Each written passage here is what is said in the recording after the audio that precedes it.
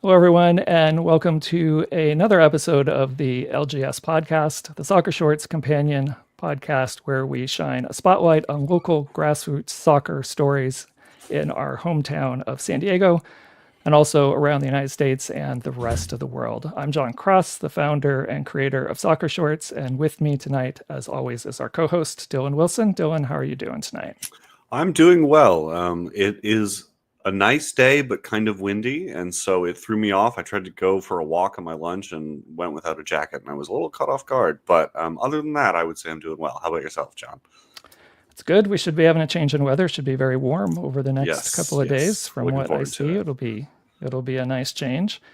We're going to jump right into the show. Normally, we kind of talk about some current events and news, but we have some guests, and we want to get them on as quickly as possible. So tonight we're going to once again go back deep in the Soccer Shorts vault to recap one of our episodes from our very first season. So I also, Dylan, wanted to prep you again and thank you. This might be a little painful for you, this particular episode. Remind our audience again.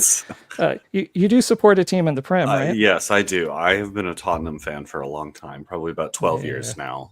So yeah, that's been 12 years of my life. I guess I really don't have anything else to say about that.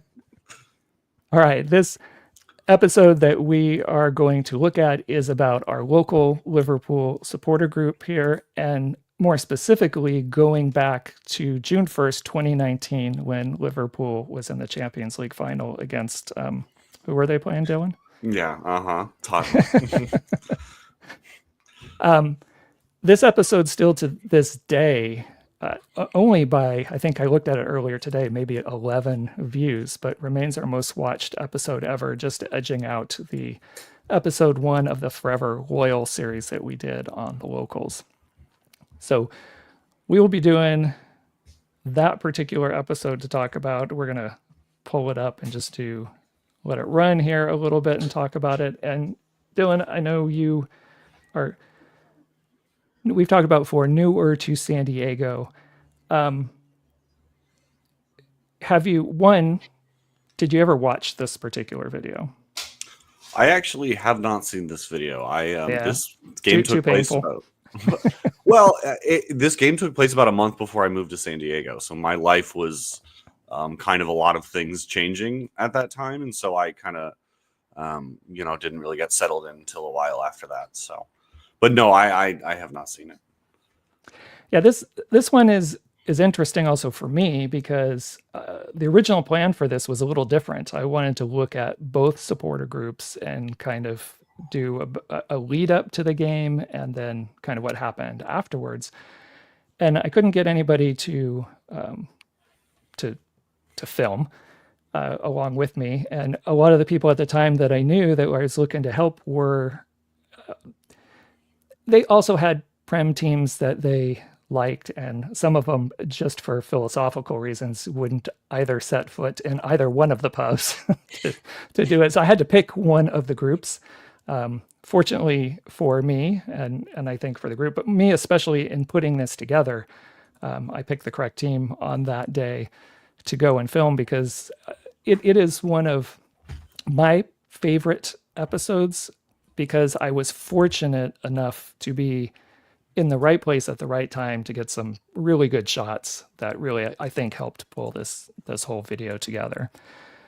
So without any further ado here, we're going to start bringing in 4 members of our local Liverpool supporter group. They are Tracy Rojas and Vento, Stephen McGlynn, and Jason Keckley. Reds, how are you doing? Good. We're doing great. We could finish that video. What happened at the end? Does anybody know what happened at the end? We're going to show some of it a little bit more here. No, it was that was a great day. It was actually my 8th wedding anniversary that day too. So my wife is a saint for just letting me go out and get completely hammered, swim around in the Palazzo fountain there. So it was a good time. The flares. Yeah, that was great. We do have some image of that in the video as well, so we might show that again a little bit later. But I want to ask Steve in particular, because we'll talk about that day a little bit. But what were some of your first thoughts when I reached out to you about doing this episode? I mean, I called you or contacted you, I think, on Twitter out of the blue. And then the first time I think we actually met was that day when I showed up. Yeah. So what were your thoughts? The stranger calling you to say, "Hey, I want to do this profile on the group." Oh, I mean, anytime anybody reaches out to us, is interested in either joining us, just watching with us, want to do pictures, want to do, what you want to do, which is like a full, video and all that kind of stuff, which we had clearly never done. We're always like, A, flattered, and B, like, absolutely. Like, so, anytime we get a call from anybody or a message from somebody that's coming in from out of town that just wants to, hang out, we're all for it. The only reason any of this exists is for good times. It's for like, yeah, you want to come out and drink with us and sing with us and watch football. And, and then you want to, the problem for me is like, I don't like the interview, like makes it too much about me and that kind of stuff. And so those are the only weird vibes I always get from anybody that wants to like reach out and talk to me, or any of us. It just feels, I don't know, it's too self-aggrandizing and self-serving. It feels like sometimes. So I get a little nervous about that. Yeah, I think that's common for a lot of people, but I really thank you and Jason both for stepping up to do that, because I think it helped give some context to everything that's going on with. Well, I think it turned out so well. You did such a great job with it that it turned out. I mean, because you could have taken, it didn't really matter what we said sometimes. If you take it and just screw it all up and it makes us sound like jerks, it would be terrible. So you did a good job with it. Well, thank you. Jason, one of the things I remember from the video that you said that day was the first time any team you support has actually won a championship for something. Does that still hold true? Other than Liverpool winning? Yeah. Liverpool's my only team that, like, in my entire life that ever won a championship or a title. It was incredible. It's not just incredible. We're talking about the pub atmosphere. The difference of watching something at home versus coming out to the pub and singing the songs, the energy is incredible. And when I say, like, people like from 9 to 99, we're just hugging strangers. There's kids, there's dogs, there's wait staff that we've known for a decade, and everyone is just having a great time and singing the songs. It's really just kind of what do you call, like a catharsis almost, of like a relief that something good happened, and it was pretty incredible. Yeah, especially after that, it had been five rough years of some bad things happening. Our next after this, our next big thing, we won the league for the first time in 30 years during COVID. Like in lockdown, in masks, and it really took the joy out of it, the parade, the spectacle, so to speak, And so 2019 was a really big deal. Yeah, and I bet, because winning the league after that and doing it during COVID and just the way the whole thing played out, it just it's, you don't get to relish it the way that you described. I want to switch gears a little bit and ask either Tracy or Ant, well, both of you actually, how long have you guys been with LFC San Diego? And were you, if you'd been there that long, were you at the event there at the Princess Pub in 2019? I'll start. I came very early on in the group. I think it was around 2013. I believe it was about 6 months after they had officially started. And I had been watching games at home and just kind of searching online for somewhere to go watch. And then I found the Facebook group, saw they were going down there or to watch it, and just went and started watching. I'm pretty introverted in nature, so like my early days memory was I would sit back and I would just watch the group sing and and be jumping around and everything, but I would be in the corner. And then just gradually over time, I started meeting people and getting to know people, moved into the group. And then the one big thing that really sort of cemented a number of us in sort of a core group that actually then has expanded to many more people since then. But there was about 10 of us that took a trip to Liverpool to watch a game in 2017. And on that trip, we just bonded so much, getting to know each other, that like when we came back, it was almost like we're family at that point, and since then that family has extended to a much wider, greater in number family, and that's, I guess, what I would say about, our group is that it is really kind of like family, in when we're watching Liverpool and when we're not watching Liverpool, and we're, having a poker party, or we're going to meet for dinner out downtown, or we become really close. And honestly, another thing I would say is I originally started liking Liverpool because I'm a musician, and I connected via the Beatles and, music and that sort of thing. But as I got to know more of the culture of the Liverpool club, You'll Never Walk Alone, that just their core values really connected with my core values. So that's why I, have become a Liverpool supporter for life now. And Anne, how about you? Sure, yeah. I've not been in the group for as long as these guys. We actually moved to San Diego around the 2018-2019 timeframe. I was in the spillover location, so I was at the Nolita Hall location. We were not able to get into the main location, so I wasn't there. If you see a little Asian girl about 4'9", that was me. That was another one. That was Bella. We were in the other location. So we truly, at the end of the day, are fans and are part of this group because of the friendship, of the camaraderie of, as Jason said, watching it together, not just in the wins, although the wins are great, the fireball is flowing.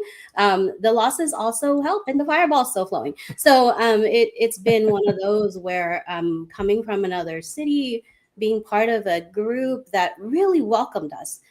I didn't need to take a quiz on how many players I know from the 1980s, and I'm not going to be able to answer those. It was just a place where we could all meet, watch a team that we loved, celebrate together, cry together, all those things. And that's how we sort of found the group, and they just have welcomed us with open arms, and we've appreciated that. And again, all the things that we've done soccer wise, whether it be watching Liverpool, watching Loyal, watching now SDFC, we're all bonded by the love of the game, the love of the team, but also for the friendship that we all have for each other. So it's been fantastic. And we've only been in the group for 5-6 years, maybe at max. But it's felt like as long as they've known each other too, I think. Yeah. Yes? We're still going to ask you to watch it, Nolita Hall. Okay. I'm going to feign to be Bella and sneak in there. Somehow you will not see me. You don't curse enough to be Bella. Oh, that's true. I'm not as loud. All right. So I'm curious, because we filmed this in 2019, obviously June 1st for the Champions League final. We're now 2025. So in those 6 years, what has changed about the group? Because this was at Princess Pub. I believe you're at a different place right now. So tell me, have you grown? What has changed over the last almost 6 years since we put this episode together? Yeah, so much has changed. We started out at Princess Pub and had a lot of great memories there, and really connected with the staff and enjoyed our time there. And but the owner of that establishment started charging us cover for regular season games, And we had a litany of other problems like this, the 2019 game. They didn't tell us until like, I don't know, like 10 days before the game, how we were going to get tickets to that. And so we had people that regulars that had been there, for years, that we had to try to rush and try to get them tickets because we were not involved in the process at all. It was a complete ownership decision. And then it turned into like people thinking that we were playing, preferences and letting some people in and not other people in. The fire code for Princess Pub was like 120 people. And I can tell you, like, we would regularly put 300 people in there. And when the Champions League comes around, there's thousands of people that want to go. So it became like a real big issue. But the main problem was the owner, and it's his pub and he can do whatever he wants. And I respect that. But when you start charging us, $20 for and serving us in plastic cups, charging us cover for games. We even asked if we could apply it to the bill. Like, yeah, can we just have to start with a credit? Like, I'm gonna order stuff, and they said nope. Yeah, $20 at the door, and then people were giving us flack for it. And Steve on Facebook was just kind of answering like, "Hey, look, we don't know. I also don't like it, and this is not our decision." And then one game, he kicked Steve, wouldn't let Steve in the bar. And so that day we said, you know what, that's it. This is about friends. It's about your pals more than anything. And away we went and never came back.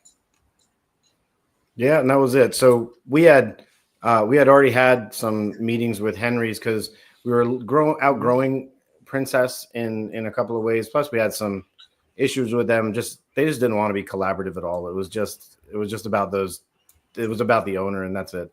And so that, it didn't always work for everybody, especially when we were the ones that always caught the guff from the people. Like, why are they charging us a cover? And they're not even, they started charging a cover, then they put it toward the bill, and they eventually stopped doing that. And I was just like, I mean, I can't excuse that. So then we contacted Henry's. And Henry says, yeah, we'll be open this weekend for you, then. So that's what they did. They opened up for us with Henry's, with Bree, the general manager over there, and all the staff that regularly works our games. So it's wonderful that we've been able to establish that relationship with new players. Which was always my issue. They had better bathrooms, and it's bigger, which was always the issue at Princess, because it was like, I don't want to do tickets. I don't want to do that. It's just to make an already stressful game more stressful. Now we have to manage your door and trying to get a certain amount of people in and all that, and so that took away some of the joy. So all those problems were solved with going to Henry's, and it's worked out really well. Now we watch our weekday matches because Henry's is not open for lunch. We watch our weekday matches at Shakes. So that's probably been the biggest change too, is we've gone from everything at Princess to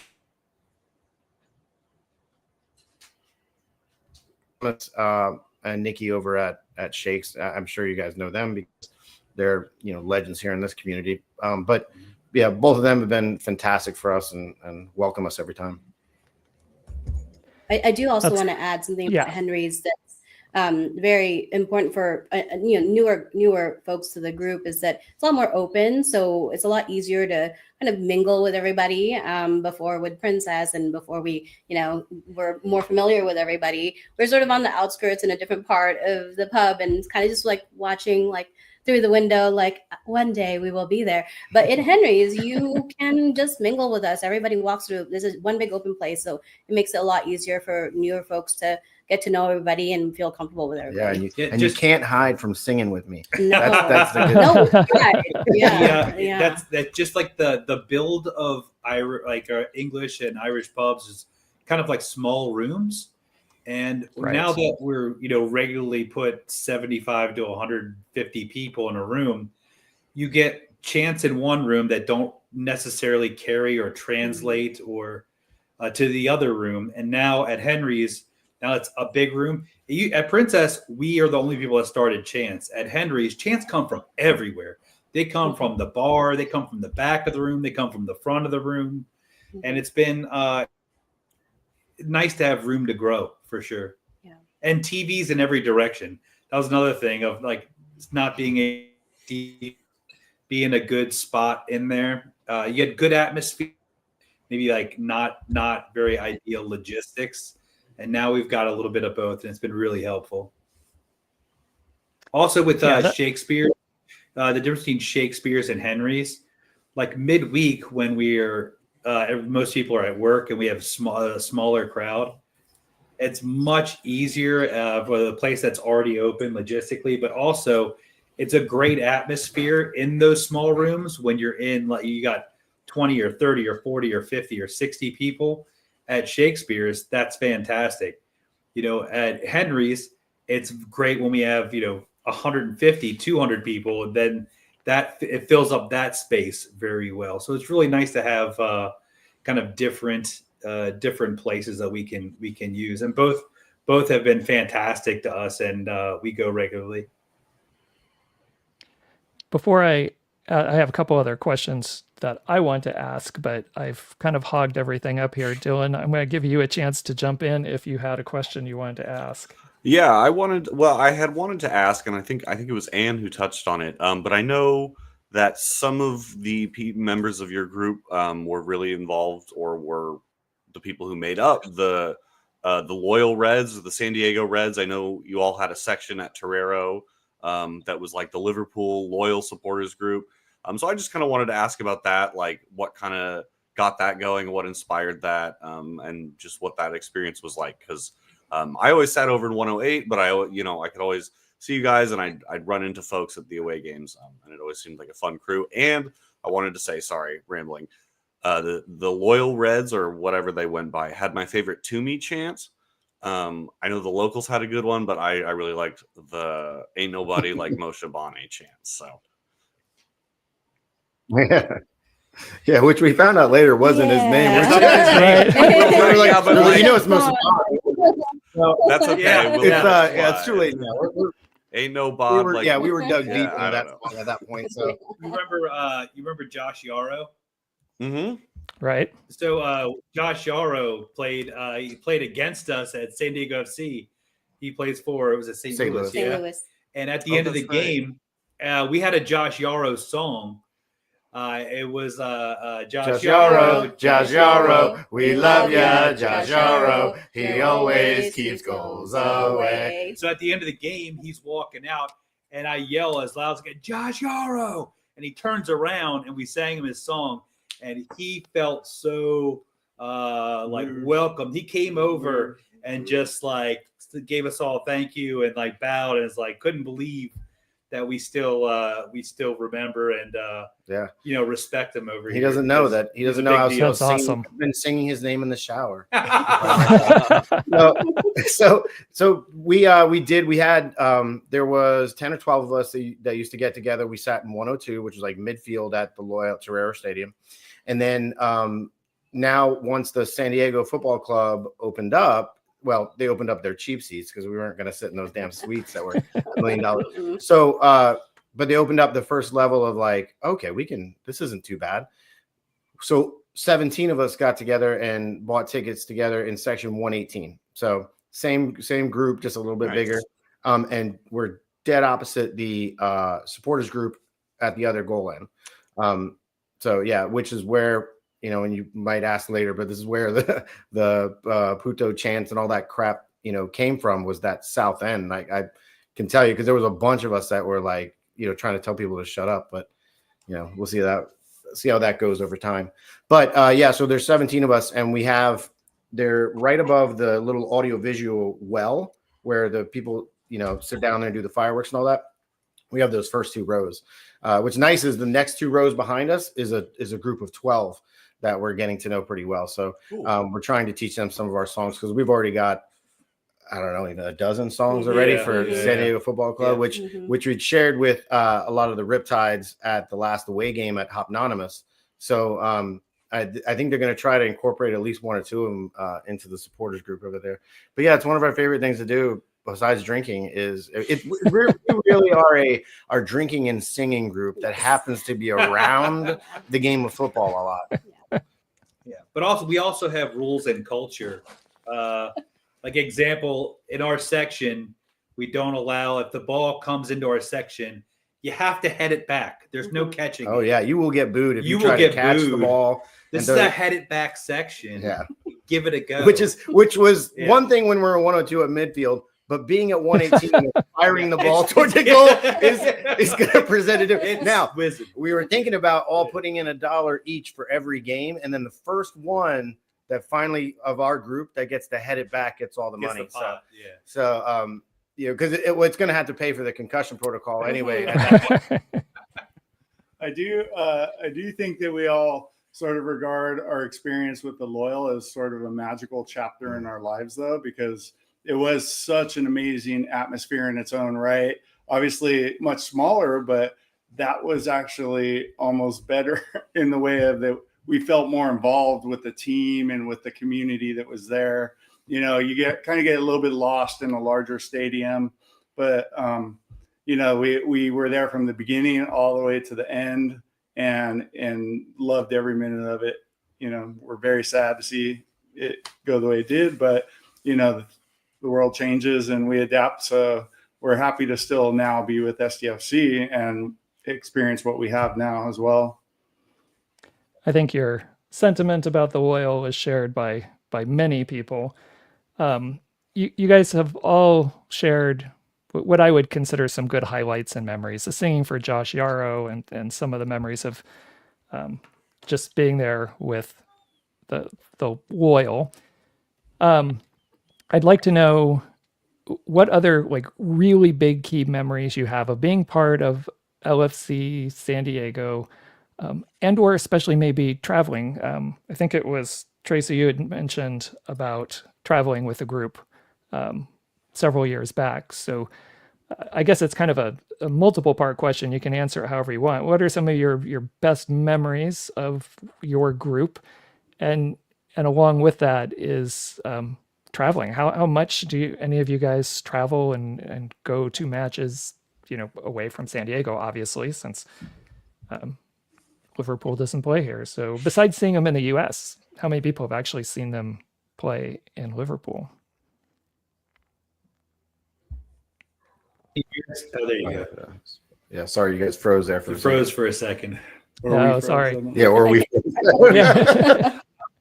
Yeah, I've been across twice. I think a lot of people have been over to England several times, and then also with SDFC, a bunch of us went to the LA game, the first ever game, and are planning other kind of fun road trips.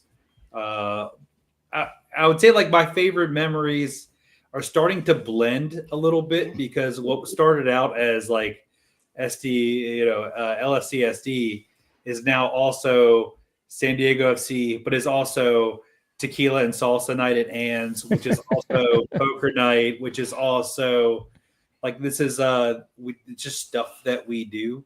You know,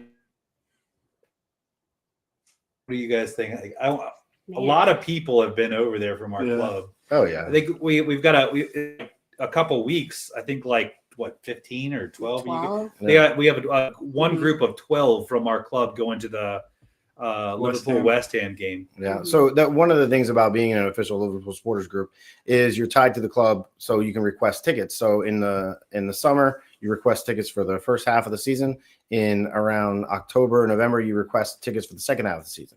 And there's a lot of rules and stuff that are applied into that. But everybody from the club, like from our group, is allowed to like, hey, can I go to this game, that game? So then I put in all the requests and said we'd like to go to these games. And then, within a few weeks, they give us the approval or the rejection on certain games. So every single first half and second half of the season, we've always got supporters from San Diego at least a couple of those games.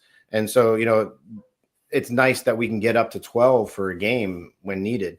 Luckily some of the teams like West Ham and Tottenham are probably easier to get tickets to because nobody wants to see them.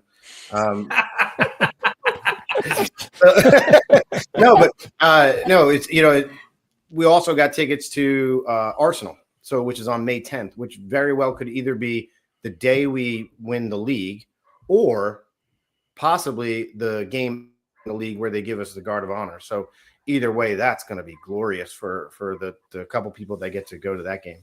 But yeah, so there last year we went over there for St. Patty's to Ireland and to England, but because we were going to watch a Liverpool match, they moved the damn match because of what was it, the FA Cup, Carabao Cup, whatever the hell it was.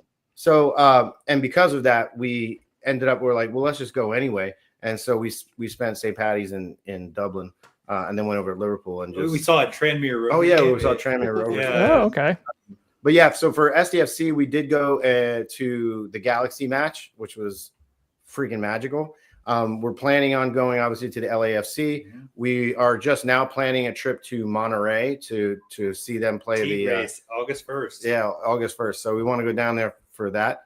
So I got a couple months to learn some Spanish. So that's going to be a big one for me. But yeah, so I think we've all been not only to Liverpool, but also to away matches for Loyal. Vegas was always my favorite. Going to we went to the Las Vegas Lights. That was remember that was fantastic. Yeah, it was a good road trip. Terrible place to watch a soccer game, but what a good time.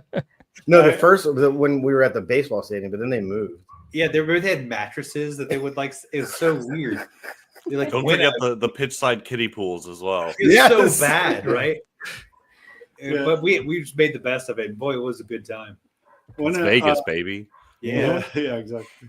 One of my favorite LFC SD memories is my son used to play soccer at San Diego Surf, and his coach at the time, he was in a pretty high up team, and his coach at the time said, "Hey, I want to bring over this coach from England to coach a camp," and he said, "Yeah, the guy's name is Steve Highway, who's a Liverpool."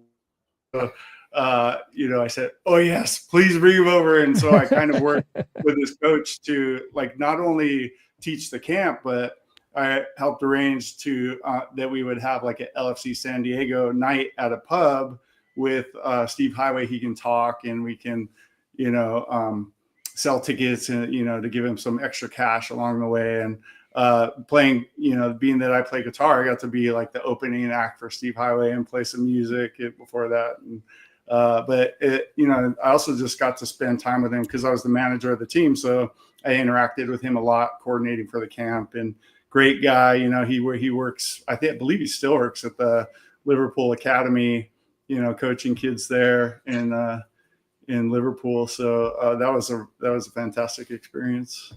Tracy, the introvert who is in 10 different bands. Yeah, I think Steve said it in the 2019 episode, is that the greatest moments are the ones we can't remember. The guys know this is very true for me, especially at Henry's Pub, where all of a sudden I'm slapped with a $500 bill, and I made a lot of new friends. Ann has and like when Ann's in a good mood, she buys shots for the entire bar. Yeah. And when there's 170 people and you buy shots, things get a little out of control. Get a little out of hand. But as far as the of course the LFC games, we through the club we were fortunate enough to get one ticket for the Man City Liverpool 1-1 game. That was the greatest tie ever. That was a fantastic game to go to and be at. Atmosphere was fantastic. Anfield atmosphere is everything that they say it is. And again, fortunate enough to be able to go with some of the guys for the West Ham game this coming April. So yeah, it's been great. That's awesome. Dylan, I'm going to give you a shot to jump in again before we kind of start wrapping things up here. No, I think I just kind of the local soccer question was really the one thing I wanted to make sure to get to ask about. Right. Well, first of all, for the four of you, thank you very much for coming on the podcast. Got a couple last questions that we want to ask you that are not quite LFC related.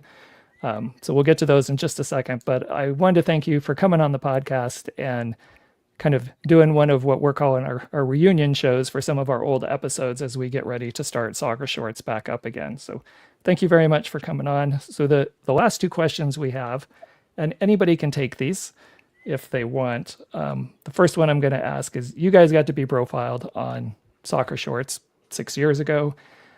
I already have a list of, it's probably close to 150 ideas, but I'm always looking for new ideas, and I'm looking for which things maybe we bump to the top that we should cover. So do you guys have any recommendations of somebody, a group, a person, anything we should profile on Soccer Shorts in the future? I have a lot of Evertonian friends. As it turns out, just a lot of people got into soccer in America right when Landon Donovan and Tim Howard, and before they really knew that was a terrible idea, they all decided to support Everton. But they're great guys. The Evertonian boys are all fantastic, and we see them quite a bit. And there's a couple that come visit Henry's. So I have a kind of a soft spot for the blue side of Liverpool. I would say, yeah. I would say to talk to Sebastian from San Diego Football Club. So there was 6 months prior to them releasing the colors and the name and all that. We knew the name. It was like the worst held secret ever. But he did a ton of work to try to connect with the local soccer community. And as somebody who's I've watched new franchises in football and basketball and baseball and franchises across the United States come into new cities. Never do they do any of that work. And I don't ever remember going to any sort of we got the Tampa Bay Devil Raiser coming in here, let's get our community's ideas on it. No, it's a rich owner that says, no, this is what I want to do. I want to name this either team after this or whatever, and they get their marketing people. So the fact that because a lot of people get on SDFC is maybe they're not genuine and all that, because they have all these preconceived notions in their own minds and they refuse to let those go. But he is a speaker to both the club of SDFC, which is, he's got to toe the line there, but also with the community of soccer fans here. I still see him, when we went up to San Diego, the San Diego versus the Galaxy game. And, he was out there greeting everybody, getting onto the 15 buses they brought up there. He's at every fan event. I run into him. So he's one of those guys that I think it might be good to chat him up and find out what's the last couple of years been like for him. I'm super curious myself, from the jump from what was that? Was it Bay Brewing, that Bay City Brewing? Yeah, or that whatever? was crazy. Oh my God. Yeah. All the way till game one. And what were those couple of years like? I thought that would be interesting. Oh my God. Yeah, he was a really instrumental guy, and he had the hardest job ever. Kind of every different supporters club culture coming together, especially even the locals at that point were they had very ideas and hurt feelings a little bit about the MLS coming in and kind of blending, getting everybody together. That was really a tough job, and he was very elegant in the way he strung that stuff together and kept us in the loop the way that we had no business to expect, for sure. All right, thanks. So Evertonian fans, Sebastian from SDFC, you don't have to give me anything else, but I don't want to cut anybody off if they have another suggestion. Yeah, I think related to SDFC, the Riptide supporters group have been really welcoming. They have their watch parties at Up Anonymous Brewery, which has amazing beer. I feel like everything I say revolves around alcohol, but it doesn't always. But they also have they have a great atmosphere, very welcoming. I think Gary Busey is the primary Riptide. Gary Busey? No, sorry. Dude, wait till Matt Matt Busey. Dude. Sorry. Oh. Sorry, love Yes. name popped out. Oh, Anyway, No, can't it's wait Gary to now. send this video. No. over. Gary now. no. Anyway, Oh, anyway. That Sorry, is- now Gary Busey. Matthew. Matthew. See, the name was in my head somewhere. Oh, wow. So their watch parties are great, and now I've destroyed Steve. Their watch parties are great, and they're very welcoming, very kind folks. We said we would not embarrass. We I did it. You did it to yourself. I did do that to You got myself. anything, Trace? Trace, go ahead. No, Save yeah, me. so Save that's- me. That's You all can't right. follow that up. Rescue me. Have you looked at talking to Nick Nolte next? That's funny. Yeah, that's good though. Yeah, There you go. those are good ones. All right. Well, thank you for those suggestions. We have one last question for you because in the rest of our show here, after we release you guys, Dylan and I are going to talk about a couple of these things. Part of our, when we have guests on, we always ask that question about who should we profile in soccer shorts, but we also do a question of the week on the podcast. And last week at the end was who is the greatest female soccer player, and we started expanding. It could be coach, and, it comes from San Diego, and, how do you do San Diego? Do they have to be born here? Do they grow up mostly here? And we kind of left that open. But I know I prepped you guys and sent you this question ahead of time. So did anybody come up with any thoughts on who might be the greatest women's footballer from San Diego? Well, there's one that's got a connection to San Diego now that I would say is the greatest. Her name is Mandy McGlynn. I don't know if we're related, but yeah. she is. But she is now connected because I found out who she is, and she's a goalkeeper. And so I am a big Mandy McGlynn fan. Just because the jersey fits. It's big in this area. Mandy McGlynn.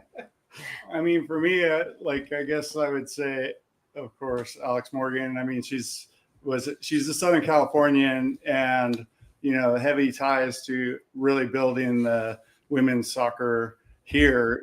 Such a huge part of that. So it's hard to discount that. But I really am looking forward to seeing Melanie Barcenas play more. She's I mentioned my son played for the San Diego Surf, and she actually came from San Diego Surf and played at the same time. She was a year younger, and I wasn't aware of her then, but knowing that kind of makes me root for her a bit more. And she's done great, so far. So I'm really excited to see her career develop. Yeah, probably in another decade might be the person everybody says exactly. is the greatest footballer from San Diego. All right. And any others? I think Naomi Grimes, otherwise known as Gary Busey as well. Naomi Girma? only because of the ties to another, like the women's Chelsea team and EPL and all that, and having had sort of that, greater success in the European leagues. All right. Well, you guys, thank you very much for those questions. Like I said, Dylan and I are going to talk about that as soon as we excuse you. Thank you for who we should profile. Just to let you know, Riptides are definitely on the list. All the SGs actually that make up part of the supporters union. Great. We're looking at being profiled. And I have been meaning to do the Evertonian group from my connections with Paul Brown ages ago, but COVID got in the way of a bunch of other things initially, and I'd like to circle back to do some of those. So thank you for those suggestions. We might bump those a little further or a little higher up the list. Maybe we'll get to those a little sooner. And thank you again very much for coming on the show, talking to us about the San Diego Reds, and sharing your history. And thank you ultimately from way back, Stephen and Jason, both for being a part of the video and allowing me to help tell your story. Yeah, no, I appreciate you doing it so well. All right, guys. I hope you guys have a good evening and enjoy whatever it is you're drinking. Have a good rest of the evening.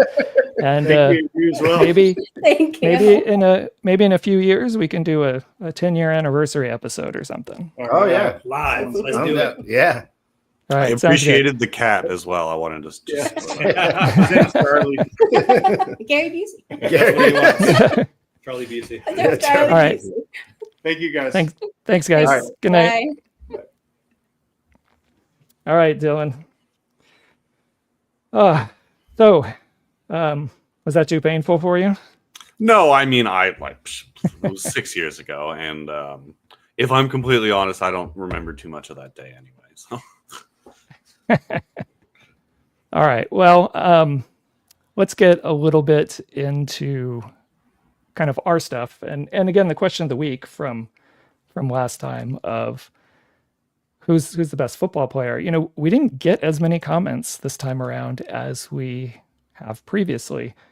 I think maybe because of all the stuff that's going on in the world right now, a little bit, but I think the only new name that came up that I was going to bring up, which is I think what Tracy just brought up in our interview, was Melanie Marsanis, and she, you know, I don't know that is there yet, but certainly someone with, you know, a huge amount of potential. Yeah, it's funny because I thought about mentioning her when we talked about it last week, but I definitely am kind of the school of thought that like adding that sort of pressure to a young player can really only ever be a bad thing.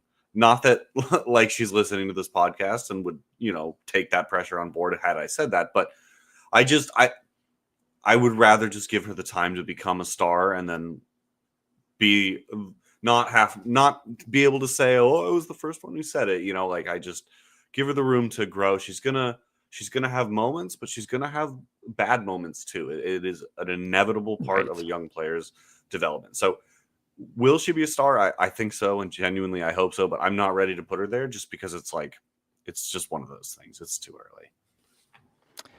Right. Yeah, I would agree with that. But it'll be interesting to check in a little bit and see. Yeah, absolutely. See where she is. Absolutely.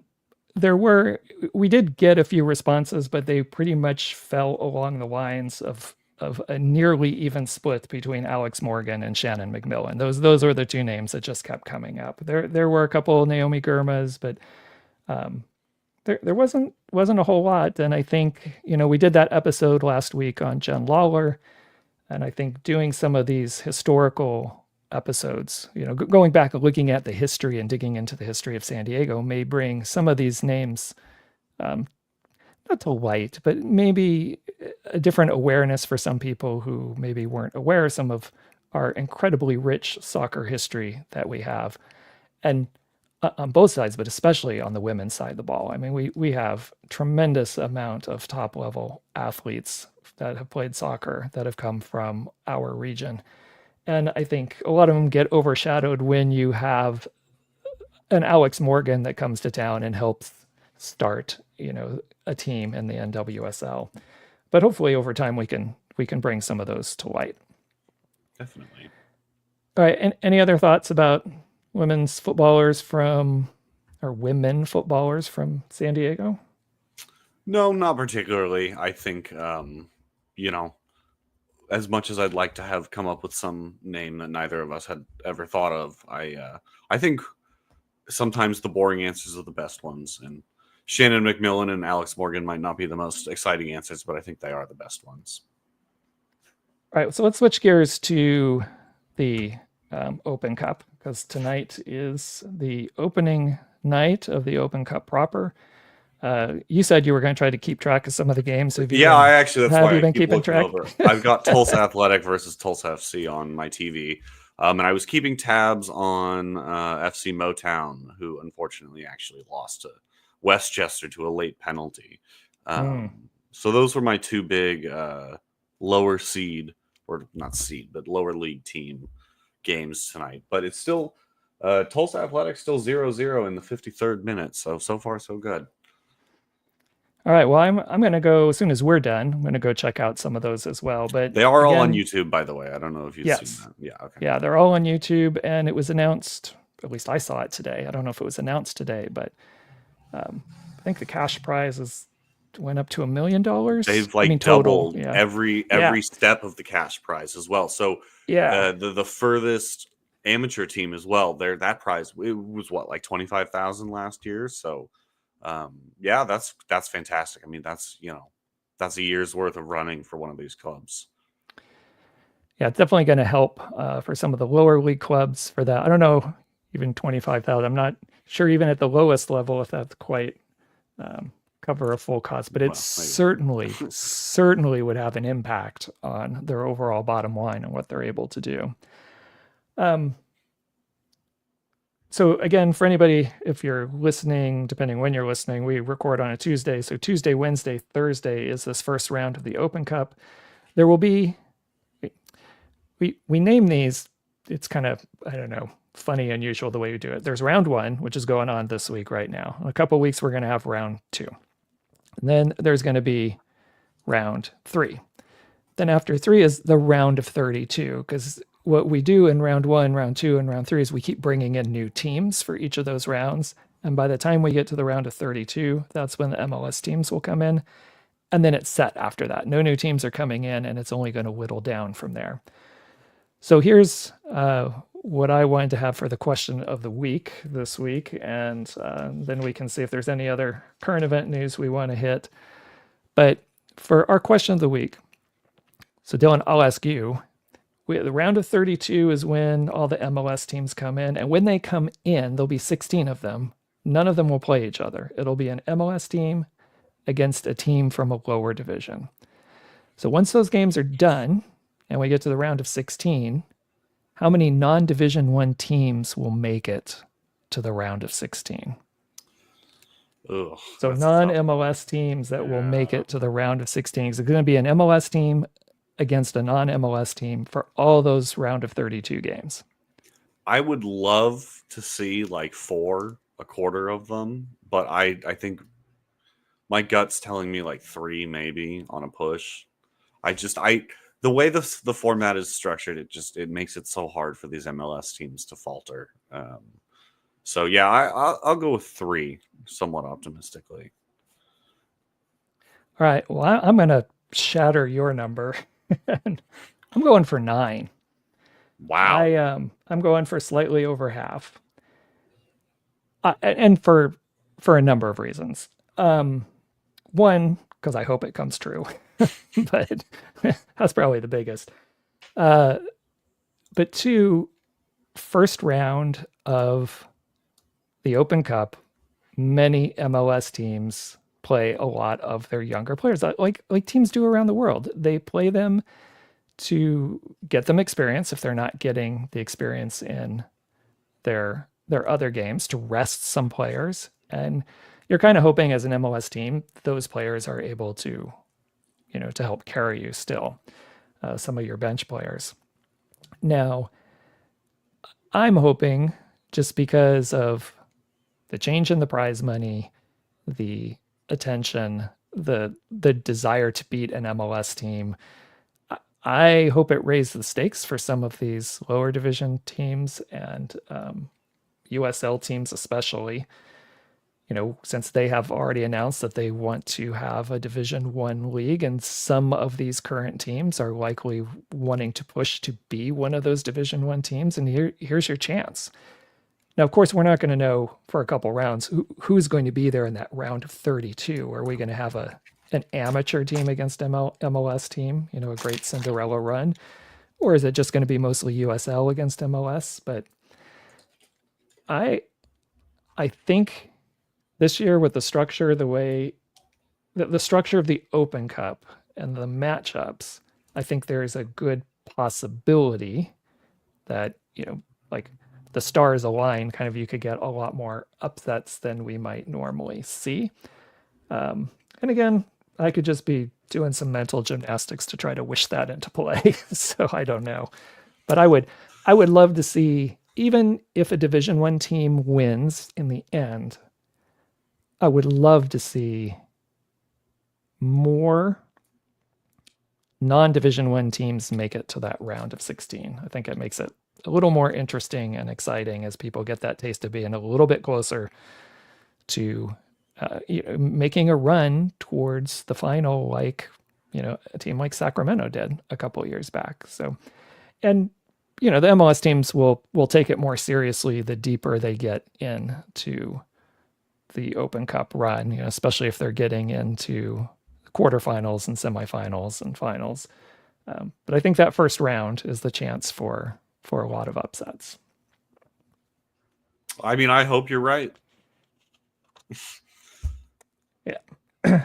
All right. So I was unfortunately quite a bit distracted by what has been going on in our world this last week, and I didn't pay as close attention to the soccer news as I normally do from week to week. So I do not have too much. I don't really have anything to bring directly. How about you, Dylan? Do you have anything?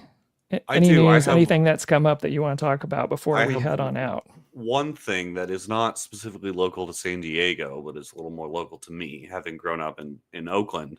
The Oakland Roots have announced they've sold over 20,000 tickets to their home opener at the Oakland Coliseum this upcoming weekend, which is significant for a number of reasons. One, because that's awesome. I mean, that's awesome. They're already considering opening the second deck. I mean, that's fantastic. But that means they will outdraw the Cityless A's in Sacramento, because that's 20. I think the park there only holds about 13,000. So they'll outdraw that. But it also means they'll outdraw the Earthquake Stadium, who is also owned by John Fisher. So I think that even if they don't sustain those attendance levels, which, I mean, it would be nice if they did. I think if they can end up averaging anywhere near 10,000 for the season, that's beautiful. But so even if they don't maintain 20,000, it's a really nice fuck you to John Fisher, which, excuse my language, but is a very needed sentiment in this day and age. I think there's enough bad things in the world. So big shout out to Oakland Roots. I think I've already talked about on this new nation pod that my affection for that team and that club. So good for them. I'm really excited to see that, and I will be trying to tune in. Yeah, that is a fantastic story that they have going on up there in Oakland. I hope the attendance continues and they really bring the numbers out in similar fashion throughout the entire USL Championship season. So really looking forward to see what happens there and give a good, strong team the city of Oakland can get behind. I would say, too, a fantastic team. Organization. Anybody who is watching this podcast, if you can find the time to watch that game, I believe it's this weekend is their first home opener at the Coliseum. That I mean, I obviously have not watched every USL game that's ever happened, but don't think it's too much of a stretch to say this has the potential to be like the greatest atmosphere of any USL game, maybe outside of Cincinnati, that has ever happened, because there is a lot of pent up emotion in Oakland. Yeah. The Coliseum can get loud. I mean, the sound is very contained. It could be really, really rocking on Saturday. I think it's Saturday. So yeah, I'm really excited for that one. Yeah, so check it out. We are now in the thick of it. All the leagues are running now. Everything's up and running. So tons of options to watch on the weekend, on the men's side, on the women's side. Find the games that you want to watch, and definitely, as we always say, support your local soccer, and especially for us when we look at the grassroots kind of level of the game. All right, Dylan, any other things before we wrap up here? Nope, that's it for me this week. Okay. For us, remember, we are always, for this podcast, going live at 6:00 on Tuesday nights. You can find us on our YouTube channel at local Grassroots Stories on YouTube. You can find us on BlueSky as well at LGS Pod at BlueSky, or LGS Pod at bigpinedigital.com. Sorry, we've changed it. And then Soccer Shorts is also soccershorts.bigpinedigital.com. You can find us on BlueSky. BlueSky is the only social media that we are using. If you haven't seen the episode that we talked about tonight, the LFC San Diego episode back from 2019, you can find that on our Soccer Shorts YouTube channel. And all our episodes that we've done. Also, one last plug for our partners over at San Diego Punto Football. Reminder that the Two Balls and a Mic podcast is Monday night at 8:00. So check them out as well. All right, Dylan, any last comments before we go? Nope. I hope y'all are watching the Open Cup. You gotta vote with your views in this day and age. So yeah, I think we'll have quite a bit to talk about with the Open Cup and some other things next week. So looking forward to it. Sounds good. All right. We'll see everyone next week. Good night. Good night.